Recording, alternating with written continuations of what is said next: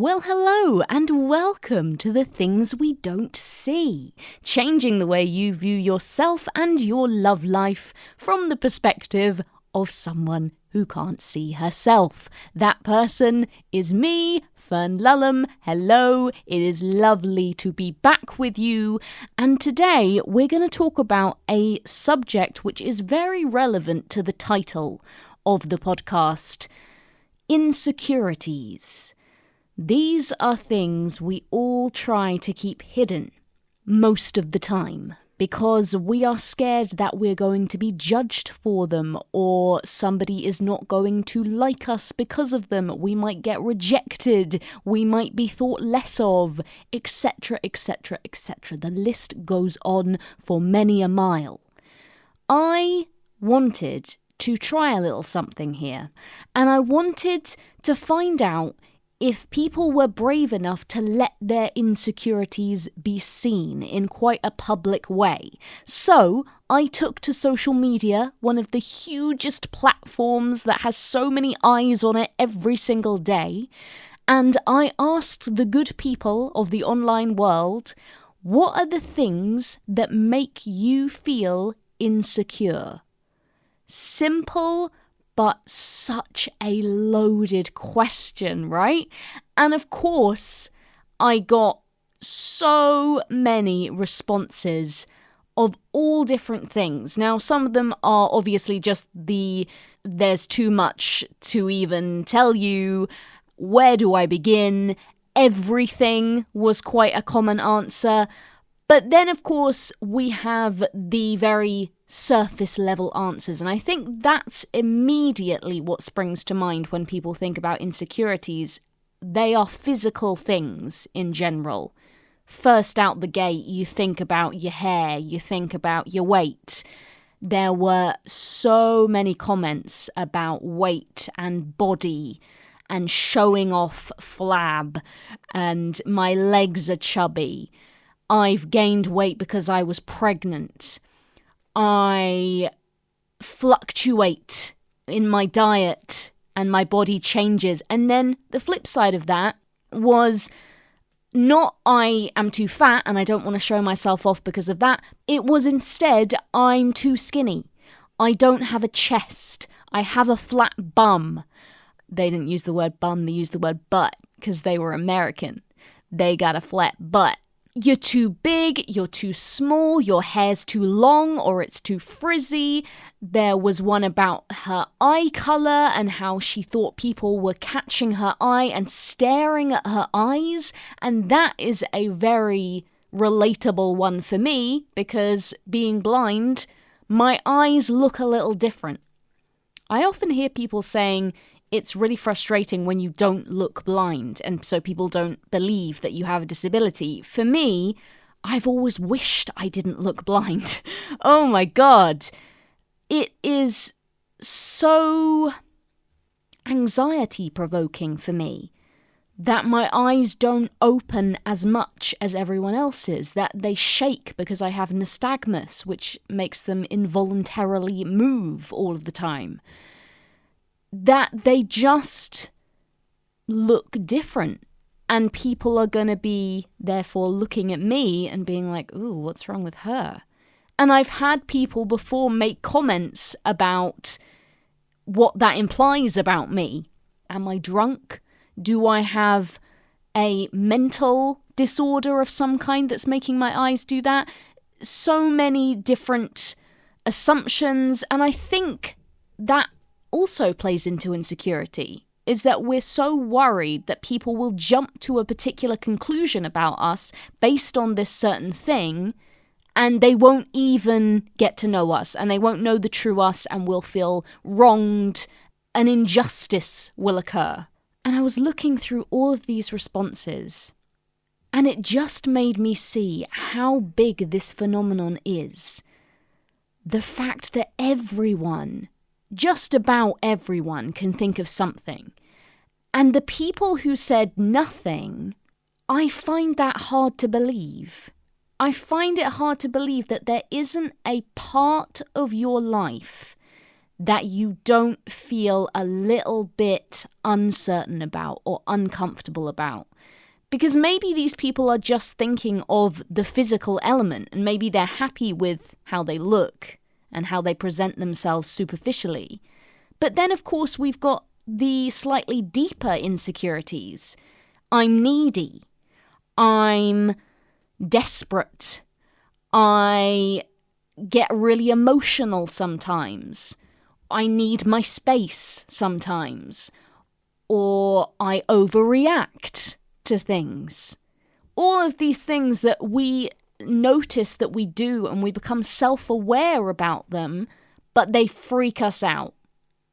How will somebody else react if they find out this thing about me? Are they going to like it, or is it going to be the biggest turn-off to them? I think the reality is that for as long as the human race is around, people will have parts of themselves that they don't particularly like. Things about themselves they wish they could change, and stuff they don't know how to present to others because they're worried about how others will perceive them based on those things. And that's what insecurity is. That's what it all revolves around. Some people, when they look at insecurity, will instinctively go down the route of you have to just find a place in your life for everything. The only route to happiness is to just accepting every single part of you. Do I believe there are moments when you can feel like that? When you can feel so confident and so amazingly wonderful in your own skin and not have any doubts? Absolutely. There are definitely those moments. For a lot of people, it's when they're drunk. But then, equally, there are also times when it confronts us and it hits a nerve and we can't be okay with it. Something will catch you out of the blue and it'll just make you take a step back. And even if that only happens for a little while, it just goes to show to me that if you're in this pursuit of complete and utter self-acceptance, you're going to be chasing that forever. And particularly if you make that the first step. A lot of us tell ourselves, first I need to accept myself, and once I've conquered that, then I can move on to conquering the world and getting into a relationship and getting that job and everything else that I want. If we make that the first step and it's something that every now and then we go, oh crap, I haven't completely accepted this thing because clearly I'm still upset about it. It's still something that gets to me. It's still something that not only am I unhappy about, but I wish wasn't there. So I haven't even just said, well, it's something I'm unhappy about, but let's move on. I'm still stuck there. I actually think it's sometimes in that school of thought that we actually let our insecurities hold us back. And we all need to give ourselves a break. Self-acceptance isn't this place that we're ever going to reach where none of our insecurities or our uncomfortable feelings around our insecurities are ever going to raise their heads. They will.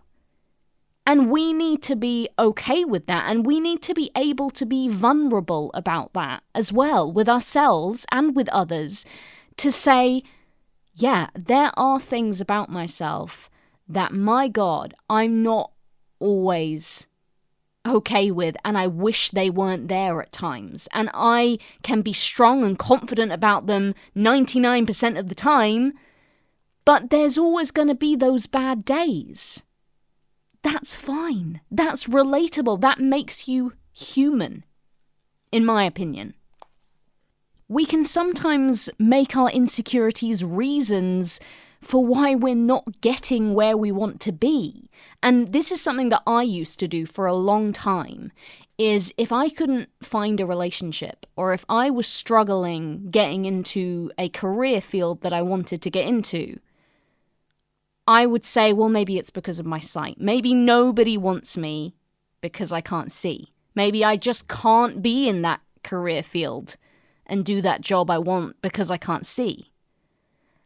And that's something different.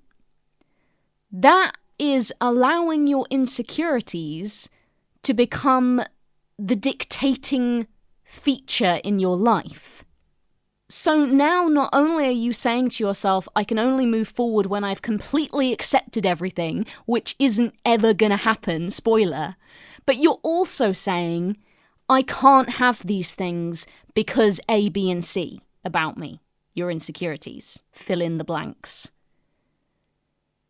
Now, I want you to think about any celebrity, any successful person, however you define success, whether that's intelligence, whether that's how popular you are, how notable, how much notoriety you have, whatever you think of as that is the most amazing thing and I wish I could get there. Even if you think success is you just have a happy life and nobody is watching you and you're an introvert and you're happy and you don't worry about anything. If that's success to you, think about anyone you know who encompasses that. Believe you me, those people have insecurities. They have parts of themselves they don't like. And they have reached that success, whatever that success is, not because they don't have the insecurities that you have, or because they have the insecurities that they have. They've reached it despite those things. I had to take a look at other people who shared my insecurity, my sight, and undeniably, they still got into relationships. They still got jobs. They still reached success. So if they can do it, why can't you? The answer to that definitely is not because you have insecurities. We have to stop making these things the reason we're not moving forward or the excuse. We all have these things, and some people move past that and say, look, I'm not going to spend my whole life chasing an unattainable goal of completely being okay with all of my insecurities. Instead, I'm going to forget about that and I'm going to get on with what I actually want to do. Because whether I'm doing it or not, they're still going to be there. Whether I'm doing it or not, I'm still going to have days where I feel rubbish about it and days where I feel great about it. So I can either spend all of my time and my energy, pour all of that into just thinking about this thing, or I can let that all go on in the background and move ahead and do my thing at the same time. When it comes to insecurity, it isn't about whether we have them and what do we do about them. It's whether we let them take over our lives, whether we let them dictate our success, whether we make them the reasons we are succeeding or failing. That's putting our own responsibility onto something we can't control and we have no ability to change. That isn't helping us in any way.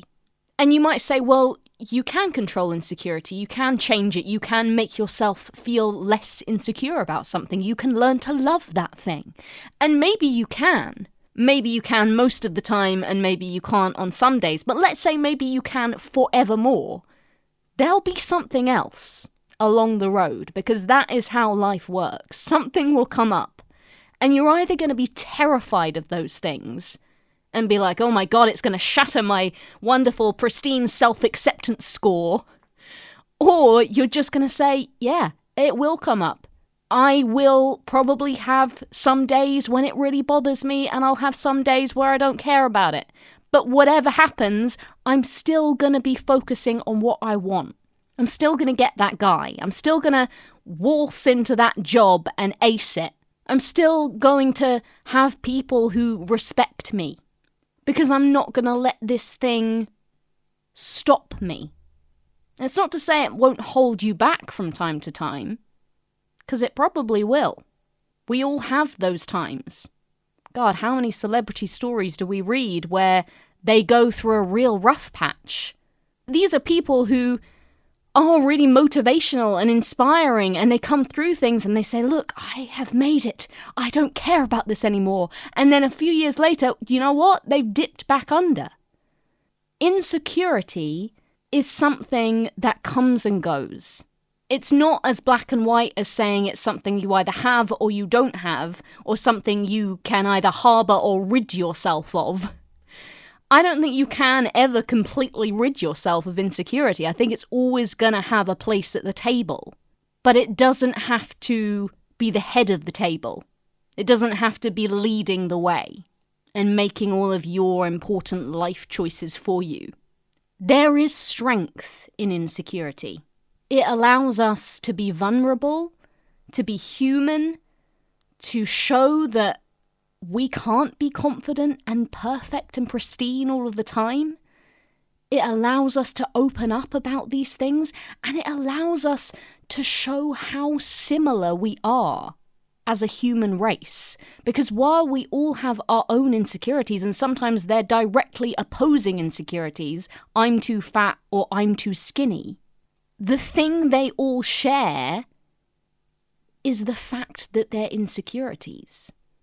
And that is the thing that brings us all together. I think anything that allows us to relate on an emotional level and brings us together is worthy of a place in your life. There is strength in insecurity. Remember that the next time your insecurities pop up. Allow yourself to feel a little bit uncomfortable about them. Allow yourself that vulnerability. And then when you feel ready and you feel that strength, allow them to help you fight harder. Insecurities are like those bullies at school that said you would never amount to anything. They can actually motivate you to do really well just so that you can say, well, look at me now. Yeah, I still have all of those things, but I'm succeeding regardless. It's not going to stop me. Ha-ha, in your face, insecurity. Oh, such a great feeling. And then you'll know the strength in insecurity. You'll know it 100%, and it will all be worth it. I hope you have enjoyed this episode and learnt something from it. I hope you will return again soon for more lessons in life and love. And in the meantime, I would love to hear from you and know your thoughts on this topic. What are your insecurities and how do you deal with them? Thanks so much for listening. Big hugs to you all.